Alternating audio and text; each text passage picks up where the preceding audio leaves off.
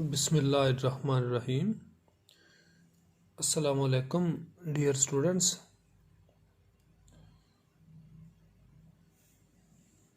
Today we will discuss a theorem about internal direct product of subgroups. तो उस theorem है 7.16.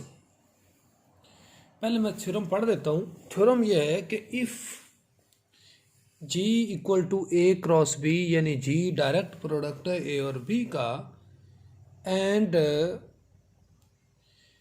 CG यानी centre of G, ये C है centre of A, CB centre of B are the centres of G, A, B and C respectively, then आपने prove ये करना है कि centre of G equal to centre of A multiplied by centre of B. यानी G अगर A cross B है तो उनका जो सेंटर ऑफ G है वो centre of A cross centre of B के बराबर आएगा. तो ये तो आपका है थ्योरम जो आपने प्रूव करना है.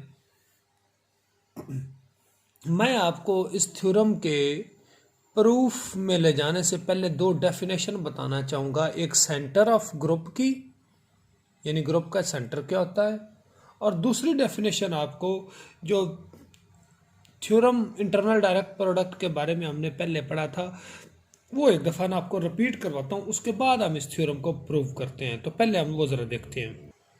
सेंटर ऑफ ए ग्रुप, ये पहले भी आपको बताई हुई लेकिन मैं फिर बता देता हूँ कि centre of A group G is the set of those elements of G, यानी G के वो elements which commute with every element of G, यानी G के तमाम एलिमेंट्स के साथ वो कम्यूट करें, उसे क्या कहते हैं, सेंटर. बात समझ आ गई ना कि ये फ़र्ज़ करें कि ये G कोई एक ग्रुप है, ये G एक ग्रुप है, तो इसके अंदर ये सारे उसके अंदर एलिमेंट्स हैं. सेंटर में ये जो दो तीन एलिमेंट्स हैं, ये वाले एलिमेंट्स इन सभी के साथ कम्यूट करें तो वो सेंटर कहलाता है. यानी इस G के वो एलिमेंट्स, यानी ये सेंटर को C ऑफ G से डिनोट करते हैं, इसको Z ऑफ G से भी बात का डिनोट करते हैं. यानी X such that XG equal to GX for all G belongs to G, यानी ये X के एलिमेंट है, ये G है, तो यानी ये सारे इन सभी के साथ कम्यूट करें तो वो सेंटर कहलाता है. अब मैं आपको जो अगला थ्योरम हमने पहले पढ़ा हुआ है वो भी एक दफ़ा ना जस्ट आपको रिवाइज करवाना चाह रहा हूँ ताकि फिर हम अपने थ्योरम के प्रूफ की तरफ आए. थ्योरम हमने ये 7.14 पहले पढ़ा हुआ है, मैं एक दफ़ा जस्ट आपको सामने रख रहा हूँ. एक group G is called direct product of its subgroups A and B if and only if each element of A is permutable with every element of B, that is A B equal to B. ये हम पहले prove कर चुके हैं से एक दो पहले लेक्चर्स में. दूसरा है every element of G is uniquely expressible as G equal to A B, G equal to A B for all A belongs to A and B belongs to B. ये थ्योरम आप पहले कर चुके हो, ये सेंटर की definition भी आपको पता है. अब हम आते हैं अपने थ्योरम के प्रूफ की तरफ. ये ज़रा दोनों चीज़ें आप इन्हें एक दफ़ा ये भी सेंटर की और ये जो थ्योरम पहले आप 7.1.4 किया है मैंने जस्ट आपके सामने स्टेट किया है, ये आपने ज़रा ज़हन में रखना है. तो अब हम आते हैं थ्योरम के प्रूफ की तरफ. थ्योरम यह था कि अगर G A क्रॉस B है तो centre of G equal to centre of A cross centre of B, ये था, ये आपने प्रूव करना है. अगर मैं ये एक दफ़ा हम ये करेंगे कि A cross centre of A centre of cross centre of B subset of centre of G, फिर सेंटर ऑफ G इनका सबसेट हो जाएगा, तो ये दोनों क्या हो जाएंगे, इक्वल हो जाएंगे. अब हम पहले 7.1.4 थ्योरम जो अभी मैंने आपके सामने पढ़ा है, पहले हमने इसको प्रूव भी किया था.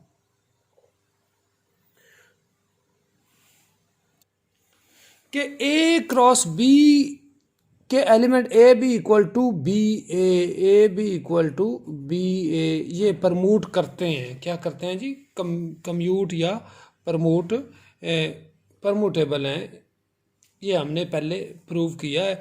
तो अब ऑब्वियसली जो centre of A cross centre of B, ये भी तो सेंटर ऑफ ए में ए के एलिमेंट है, सेंटर ऑफ बी में बी के एलिमेंट है, तो ये भी तो प्रमोट कम्यूट करेंगे या प्रमोट करेंगे। तो हम ये लिख सकते हैं कि सिंस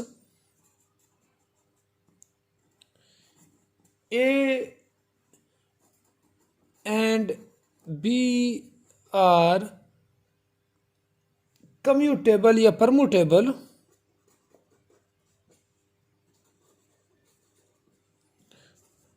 सो आप ये लिख सकते हैं कि centre of A cross centre of B, यानी इनका जो क्रॉस प्रोडक्ट है इज परम्यूटेबल, ये भी परम्यूटेबल है। तो ये किस में आएगा, ये जी में तो आना है, ये सेंटर ऑफ जी में आएगा, क्या आएगा, centre of A cross centre of B subset of centre of G. इसे आप नंबर 1 कह लें। अब हमने प्रूव ये करने वाला रह गया है कि centre of G subset of this, तो फिर ये इक्वल हो जाएंगे। अब यानी इसका कन्वर्सली करना है,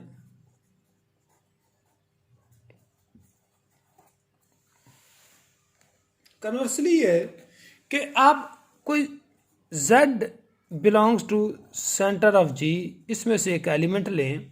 अब जैसे g के सारे एलिमेंट्स हैं, वो थ्योरम का जो दूसरा हिस्सा है कि ये मैं थ्योरम आपके सामने एक दफ़ा रख रहा हूँ, ये ज़रा अगर आप देखें इस थ्योरम का दूसरा हिस्सा कि g के तमाम यानी g जो a क्रॉस b है वो सारे एलिमेंट्स a b की फॉर्म में हैं। तो इसी तरह जो z है वो भी तो फिर g का एलिमेंट ही है, सेंटर ऑफ g का मतलब g के ही एलिमेंट है। तो आप ये नहीं लिख सकते कि जो z है वो a डैश b डैश है, where a dash belongs to a और b dash belongs to b। ये पिछले थ्योरम के तहत। अब अगर हम कोई और a बिलोंग्स टू a लेते हैं तो a z equal to z है, क्योंकि z सेंटर में है, ठीक हो गया, for all a belongs to a। और इसी तरह अगर b z equal to z b for all b belongs to b, आप ये भी कह सकते हैं। अब जरा देखते हैं कि a z जो है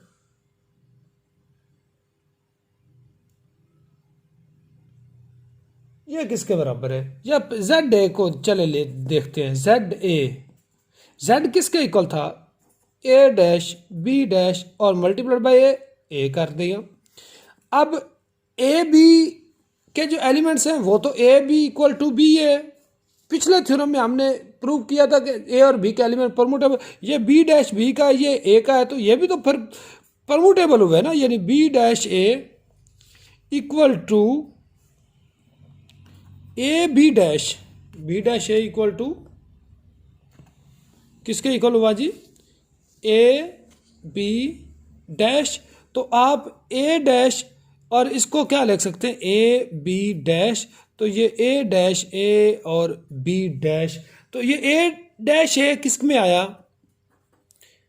ये कोई नया एलिमेंट आया, ये भी ए में आया ना, और ये बी डैश बी में, तो ये एलिमेंट किस में आ गया, ए बी में आ गया, किस में आ गया, ए सॉरी ये ए बी, तो ये ए में आ गया, किस में आ गया, तो इसका ये मतलब हुआ कि जो ए डैश है जो सेंटर का एलिमेंट था वो आ गया जी ए में, ये ए में। तो इसका ये मतलब हुआ कि A dash belongs to centre of A. अच्छा, सिमिलरली जो बी डैश है ये वाले एलिमेंट ये बिलोंग करेगा सेंटर ऑफ बी में। तो अब ये z जो आपने सेंटर से लिया था ए और बी, ए डैश बी डैश, तो ए डैश सेंटर ऑफ ए में आ गया, बी डैश, तो इसका ये मतलब हुआ कि सेंटर ऑफ जी जो है वो सबसेट हो गया centre of A cross centre of B. पहले हमने ये प्रूव किया था कि centre of A cross centre of B subset of centre of G. यहां पे जो जी है वो सबसेट हो गया सेंटर ऑफ ए और क्रॉस सेंटर ऑफ बी, ये साबित हो गया। अब फ्रॉम 1 and 2 तो आप ये नहीं कह सकते कि जो सेंटर ऑफ जी है ये किसका इक्वल है, centre of A cross centre of B as required. यही आपका थ्योरम था। Thank you ji.